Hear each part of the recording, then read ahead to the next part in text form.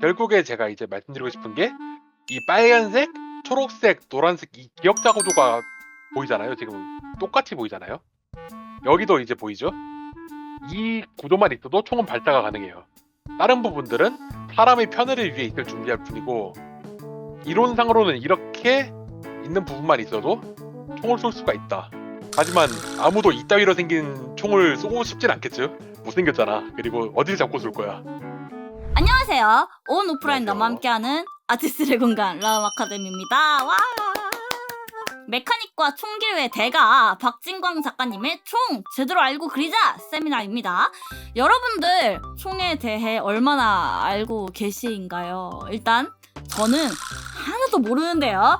아무래도 총기는 고증이 좀 지켜져야 하는 분야인데 종류는 또 많죠. 그래가지고 공부하기 쉽지만은 않았던 그런 분야예요.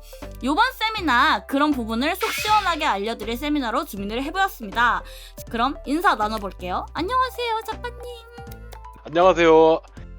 현재 메카닉 아니면은 캐릭터 원화가로 활동 중인 박진광입니다. 오늘 여러분들 앞에서 이제 총기 관련해서 총기가 어떻게 작동하는지, 그리고 총기가 어떻게 디자인하면 좋은지, 그리고 총을 그릴 때 조심해야 되는 그런 총기 그릴 때 팁에 대해 설명드리고자 이 자리에 왔습니다.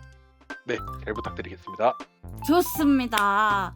총이 말이 되게 하는 법을 배우는 게 중요하다 생각하거든요. 그래서 일단은 조금 진부할 수도 있어요, 이 과정이. 총기가 어떻게 작동하는지를 모르시는 분도 많으니까 간단하게 설명을 드리고 갈게요. 첫 번째로 총알이 발사되려면은 보시면은 이 탄창 아래에 있는 총알들이 탄창 밑에 스프링이 깔려 있거든요.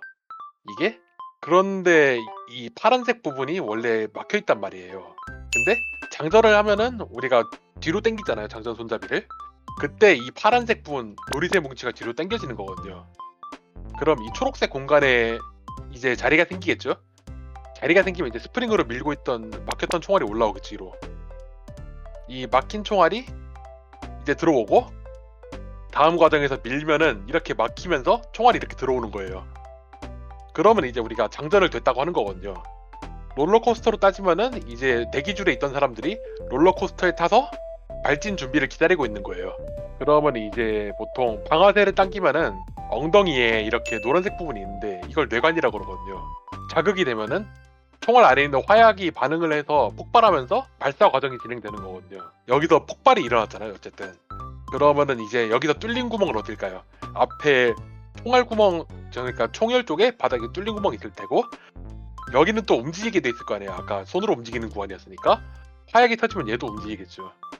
그래서 여기서 폭발해서 좌우로 이제 분산이 되는 거죠.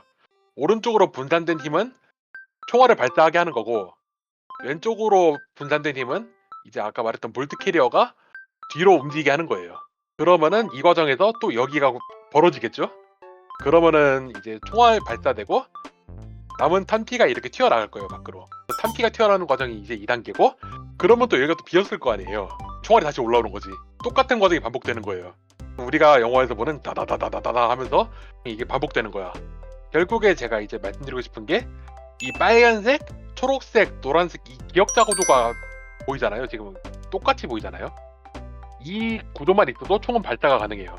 다른 부분들은 사람의 편의를 위해 있을 준비할 뿐이고 이론상으로는 이렇게 있는 부분만 있어도 총을 쏠 수가 있다. 하지만 아무도 이따위로 생긴 총을 쏘고 싶진 않겠죠? 못생겼잖아. 그리고 어딜 잡고 쏠 거야? 여기서 우리가 디자인할 수 있는 부분은 이제 이런 부분에 개머리판을 씌운다던가 이런 식으로. 탄창 같은 거는 이제 줄일 수도 있겠지, 크기를. 총열 같은 것도 길이를 줄일 수 있고 뭐 난리 부르스를 쳐도 상관은 없어요. 작동은 되니까. 하지만 이렇게 움직이는 기역자 구조, 얘는 유지가 돼야 된다. 이 말씀을 드리고 싶었던 거야. 총기를 그리실 때 염두에 두시면 좋은 것들이 실루엣으로 맨 먼저 시작을 한단 말이에요. 어쨌든 간에 캐릭터로 보면 우리가 실루엣을 먼저 잡고 들어가잖아요. 총도 사실 큰 차이가 없거든요. 사선각도로 통일하는 거랑 인체공학적 설계라는 전 두 가지를 크게 염두를 둬요. 첫 번째 사선각도로 통일하는 게 뭐냐, 이거는 모르시는 분들도 많은데 메카닉 하시는 분들 보면은 총을 그리든 메카닉을 그리든 이렇게 수평되는 각도들이 연속되게 그리면은 이해적으로 안정됐다는 느낌을 되게 주기가 되게 쉬워요. 우리가 이 벡터라는 총은 보신 분도 되게 많을 거예요. 총 자체가 이쁘기 때문에. 얘가 우리가 보통 이쁘다고 하는 이유가 이 대각선 각도가 유지되는 경우가 되게 많거든요. 이런 식으로 안정감을 줘가지고 통일시키는 게 훨씬 유리하다. 자, 이것도 이제 선을 그어보면은 1번 선, 2번 선, 수평선 이 세 가지를 지키고 있습니다. 보시면은 이 대각선 각도 다 통일됐죠? 약간 벗어나긴 했지만 크게 벗어나지 않았단 말이야. 자, 그리고 얘랑 이어지는 이 2번 대각선 여기도 보면은 거의 수평이죠 이제. 그리고 3번 수평 이렇게 크게 세 가지로 나눈단 말이야. 어쨌든 저희가 이제 총기를 디자인할 때는 이 대각선 각도가 너무 중구난방이지 않게 이렇게 좀 더 통일된 느낌이 최대한 지켜졌으면 좋겠어요. 100% 지킬 수는 없을 거예요. 우리가 총기 디자인을 하다 보면은. 하지만 이 법칙을 우리가 유지하고 이해해 주셨으면 좋겠어요. 계속 작업하면서 염두를 하고 아 내가 좀 삐뚤게 그리지 않았나 이런 거를 생각해 두는 게 중요하다는 생각이 듭니다. 인체공학에 대해 설명드리자면 이게 그렇게 어려운 부분이 아니에요. 인체공학이 말은 어렵지만 그냥 우리가 만졌을 때 편하면 인체공학이라고 하는 거거든요. 자, 우리가 이 총을 보면은 무슨 느낌이 들겠어요? 개머리판이 없으니까 견착할 때 힘들다는 느낌이 들겠죠. 이런 거는 할 수는 있어요. 말 그대로 불편하지만 할 수는 있어요. 왜냐하면 이제 좀 우리가 한 손으로 들고 쏘는 거 해적 같은 컨셉이나 아니면 세상이 망했을 때 포스트 아포칼립스 컨셉에서 막 쏘는 총을 할 때 나는 이제 한 손으로 쏘는 간지를 할 수 있다. 그런 걸 했을 때 이런 경우를 하기도 하거든요. 하지만 이 기억자 구조로 살아있기도 하고 그래 쏠 수 있어요. 근데 이 총은 말은 되지만 쏠 수가 없어요. 왜냐하면 잡는 데가 없지. 이거 어디 갔어? 어디 잡고 쏠 거야? 얘 잡고 쏠 거야? 어디 잡고 쏠 수가 없죠. 자, 이게 1번 문제고 2번 문제는 자, 총일덮기 이 부분이 예를 들어서 아까 그 방열판처럼 들어갔다 내려갔다 한다고 쳐요. 그러면은 여기가 움직이니까 쏠 때마다 들썩들썩거리고 여기서 방열판이면은 막 스팀이 나오면 내 손이 쏠 때마다 익을 거 아니에요. 고기가 될 거 아니야. 그러면 잡으면 안 되겠죠. 이런 디자인은 안 돼. 만약에 방열판이 있더라도 이 앞으로 밀던가 하던가 해야 되고 여기는 이제 총일덮개 그 자체로 냅둬야 돼. 그리고 여기는 뭐 불편하든 어쨌든 간에 최소한의 이제 손잡이를 만들어주는 게 좋은 거고. 그리고 2번 이런 경우가 이제 좀 판타지 하신 분들은 한테 뭐라고 하면 안 되지만 그분들이 아무래도 좀 총기를 그린 경우가 별로 없잖아요. 어쨌든 제가 칼을 그린 경우가 별로 없던 것처럼. 근데 그런 분들을 보면은 이제 좀 약간 인체공학보다는 전체적인 실루엣이라든지 신비성 같은 거를 신경 쓰다 보니까 약간 인체공학적으로 말이 안 되게 그린 경우 가끔 있어요. 물론 이거는 좀 제가 약간 우스꽝스럽게 과장되게 하긴 했어요. 자, 우리가 이렇게 가시가 박혀 있다. 개머리판이랑 손잡이 가시가 박혀 있고 우리가 손을 잡는 이 부분에 칼날이 달려 있어요. 그럼 이 총을 잡은 사람은 다음에 이 총을 절대 못 잡아. 다음 사람이 와서 총 잡아야 돼요. 총을 잡으면 손이 바보가 되는 거예요. 가시가 달려 있으면은 견착도 못 하고 칼날 때문에 여기를 잡지도 못하겠죠. 가끔씩 이제 취준생들 그림을 보면은 이런 실수가 가끔 보이는 경우가 되게 많아요. 손잡이가 잡기 엄청 불편하게 돼 있는 경우도 있고 예를 들면은 이 손잡이가 엄청 두꺼운 경우도 있어요. 이건 좀 과장된 거지만 우리가 뭐가 문제야라고 말할 수 있지만 한 손으로 쥐기가 힘들겠죠. 그리고 개머리판이 막 엄청나게 길어진다든지 이렇게 사용자가 실제로 총기를 사용한다고 생각하고 디자인할 때 그러니까 우리 어린이가 먹는다고 생각하고 음식을 만들었습니다. 이것처럼 내가 쓴다고 생각하고 내 캐릭터가 이 총 쓴다고 생각하고 만들었습니다. 약간 이런 마인드로 작업을 해야 돼요. 내가 이 캐릭터로 이 총을 잡았을 때 불편하지 않을까 이거를 염두하고 생각하는 게 좋습니다. 이게 총도 해당되지만 어떤 메카닉이든 다 통용되는 법칙이긴 해요. 이런 경우는 좀 캐릭터에 맞게 설명을 할 필요도 있긴 하거든요. 포지션에 맞는 무기 배치가 필요해. 이게 뭐 쉽게 말했을 때는 우리가 보통 아킨보라고도 하고 쌍권총이라고도 하거든요. 사람들이 실수하는 게 가끔씩 조준경을 달 때가 있죠. 이렇게 우리가 이렇게 쌍권총을 들었을 때 조준을 못 하잖아요. 이렇게 양손 들고 앞에를 이렇게 정조준하고 있으면 웃기기도 하고 조준도 안 된단 말이야 실제로. 근데 이제 총을 이쁘게 그린답시고 이제 조준경을 달아버린 경우가 되게 많아요. 은근히 많아 실제로 제가 많이 봐서. 그런 필요가 없는 거지. 트레이서 같은 경우도 지금 다 떼고 있죠. 의미가 없으니까. 그리고 개머리판 같은 경우에도 어떻게 보면 겨드랑이에 끼고 쏜다고 하면 말은 될 수 있는데 사실 의미가 없죠. 견착을 하는 게 아니니까. 그렇기 때문에 이렇게 아키보 쏘는 캐릭터들은 굳이 이렇게 좀 부착물들을 욕심을 부릴 필요가 없다. 하지만 이런 레이저 같은 경우는 오히려 달아줘도 되는 거죠. 왜냐면 조준을 못 하잖아. 대신에 레이저 사이트 같은 걸로 이렇게 쏴서 조준을 할 수 있다. 이런 기믹은 넣을 수 있어요. 그리고 이제 또 캐릭터 덩치 및 성격에 맞는 무기 배치가 필요하긴 하거든요. 이런 경우에는 판타지랑 똑같긴 해요. 덩치 큰 캐릭터한테는 이제 좀 덩치 크고 과격한 무기를 넣어주고 좀 차분한 캐릭터 같은 경우에는 좀 더 이제 실루엣이 조용한 무기를 넣는 식이지. 어떻게 보면 이게 클리셰일 수도 있는데 우리가 클리셰를 무시를 못 하잖아요. 계속 염두를 하면서 디자인하는 게 좋아. 우리가 3D 모델링 툴을 쓸 수 있으면 참 좋겠지만 블렌더라든지 아니면은 뭐 맥스라든지 아무래도 쓸 줄 아시는 분보다 쓸 줄 모르시는 분이 더 많을 거예요. 그럴 때는 이제 학생분들한테 제가 어떻게 설명드리냐, 스케치팹이라고 그 에셋을 판매하는 사이트가 있어요. 모델링 에셋. 이 사이트를 들어가면은 어지간한 총기들 에셋은 다 팔고 있거든요. 이런 식으로 다 모델링이 나오거든요. 이런 총을 가져와서 여기에 대해 원하는 각도로 이렇게 돌려서 이대로 그려라는 거를 보통 저는 학생분들한테 권장을 드리고 있어요.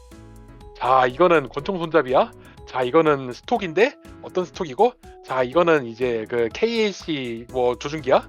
이거를 다 설명드리면 학생분들의 뇌는 폭발하거든요. 또 많은 주입을 다 주입할 수 없기 때문에 밀리터리 덕후가 아닌 이상.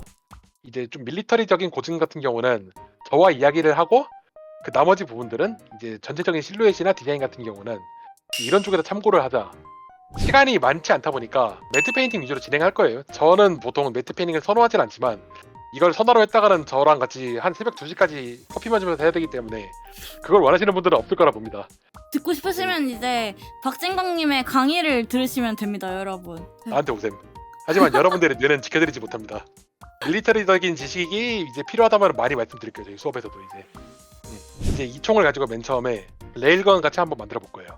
우리가 전동 나사를 써본 분들은 약간 총에 해당하는 손잡이 밑에 부분에 이렇게 붙어 있는 거를 보신 분들이 있을 수도 있어요. 네, 그거를 좀 저는 활용하는 느낌으로 갈 거예요. 인터넷에 이건 자료를 검색해봐야겠다. 이 레퍼런스의 중요성은 진짜 입이 아플 정도로 말해도 정말 좋아요. 판타지를 하든 사이파이를 하든 인체를 그리든 이 레퍼런스를 약간 좀 간과하시는 분들이 학생분들 중에서 되게 많아요. 이게 어쩔 수 없는 거긴 해요. 사실 이 정도면 충분했지라고 생각하고 접근하시는 분들이 많은데 그거는 충분하지 않은 겁니다. 항상 얘기하잖아요. 이 정도면 충분했지는 절대 충분하지 않은 거라고. 이제 학생분들이 생각하는 거 이상으로 조금 더 이제 한계 돌파를 하면 좋겠다는 생각이 들어. 이것도 정말 간단하게 그리긴 했어요. 뭔가 좀 빠지는 것도 많고. 저런 형태는 내구성이 별로지 않나요? 그렇죠. 내구도적으로는 좀 약하죠. 하지만 밖으로 노출된 부분이 많기 때문에 디자인적으로 해석이 여러 가지가 될 수 있는 거예요. 이제 만약에 이제 말씀하신 대로 좀 기능성 및 내구성을 요구하는 컨셉이 세력이 있다. 그러면 좀 더 깔끔하게 들어가는 식으로 하고 오버워치 정크렛처럼 그렇게 폐품으로 만들었다. 그런 느낌이면은 이런 식으로 좀 더 노출시키는 게 유리할 수 있겠죠.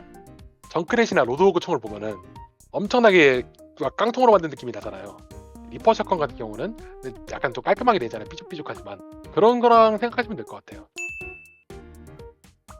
세미나 1부에 이어서 2부까지 제가 봤을 때 1부에서도 진짜 엑기스 딱딱 그 기억자. 저는 사실은 다른 것들도 다 너무 유익했는데 저는 이제 총에 관해선 정말 그냥 입문 오브 입문자니까 입문 기초 입장에서 보면은 정말 엑기스 딱딱 알려주신 것 같아가지고 너무 좋거든요. 지금 너무 좋았고 지금 이 시연 보여주시는 것도 딱 어느 부분을 어떻게 가져와야 되고 어떻게 입혀야 되고 하는 부분들을 알려주신 점이 너무너무 좋았습니다. 진짜로. 그래서 수업 소개도 안 하고 넘어갈 수가 없겠죠. 요번에 박진광 작가님 수업에 대한 이야기 조금 해보고 싶은데요. 그러면 수업은 난이도가 혹시 어떻게 될까요? 정말 예를 들어서 내가 그림을 처음 그린다. 예를 들어서 사람을 어떻게 그리는지 모르고 도형을 어떻게 그리는지 모른다.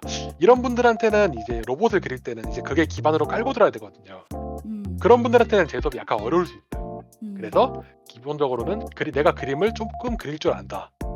그런 분들부터 신청해 주시면 좋을 것 같습니다. 기초반은 제 수업이 약간 어려울 수 있어요. 메카닉을 그리는데 동그라미, 세모, 네모를 설명드리는 구간부터 가면은 이제 너무 기초부터 가기 때문에 그런 수업 기초를 가르쳐 주시는 선생님분들한테 수업을 듣고 제 수업을 들으시면 아마 좀 더 재미있게 배울 수 있을 것 같습니다.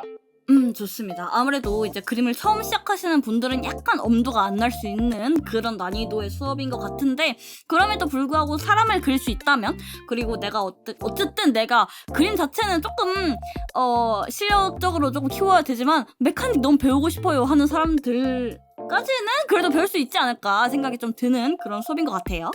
박진강 작가님의 클래스 온라인으로 진행이 되고 있고요.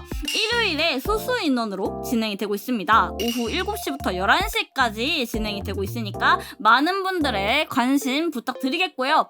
뭐 지금 질문에 이제 대형 총기를 참고하고 싶었는데 많이 보이지 네. 않아서 대형 총기에 대한 팁 받아볼 수 있을까요? 라고 질문을 주셨지만 그런 것들은 이제 더 디테일한 거기도 하고 이제 외적인 거기 때문에 수업에서 알아가보는 시간을 가져보면 어떨까 싶습니다. 네. 여러분 뭔가 하고 싶은 얘기 더 있으실까요? 마지막으로 아니면 질문 같은 게 있으시면 네. 대형 총기 짧게만 말씀드리면은 네. 네, 그 지나갈 순 없어 이거는. 네. 네. 네. 오케이 알겠습니다. 네. 한 1분 안에 끝낼 수 있도록 할게요. 이런 식으로 어떻게 굴러가는가를 뭐 말만 되게 하면 돼요. 대신에 총기를 든다는 거는 기기라든지 엔진이라든지 고생 많으셨습니다. 그러면 오늘 1부에 이어서 2부까지 알찬 내용으로 세미나 진행해주신 박진광 작가님께 다시 한번 감사의 말씀 드립니다. 와, 감사합니다. 고생하셨습니다. 네, 고생 많으셨어요. 네, 그리고 여러분들도 이제 지금까지 봐주신 분들 다 감사하고요. 다다음 주에 진행될 세미나 카페통해서 공지해드리겠고요. 오늘 세미나는 저희가 멤버십 통해서 이제 풀 영상이 올라가요. 그래서 만약에 내가 이걸 두고두고 보고 싶다 하시는 분들은 멤버십 이용해주시면 되겠고요. 그러면 오늘 여기까지 해가지고 세미나 마무리하는 걸로 하고 네, 그럼 네, 시청해주셔서 감사하고요. 작가님도 고생 많으셨고요. 네. 네. 다들 고생 많으셨습니다. 네, 고생 많으셨고 모두 편안한 밤 보내시길 바라겠습니다. 가겠습니다.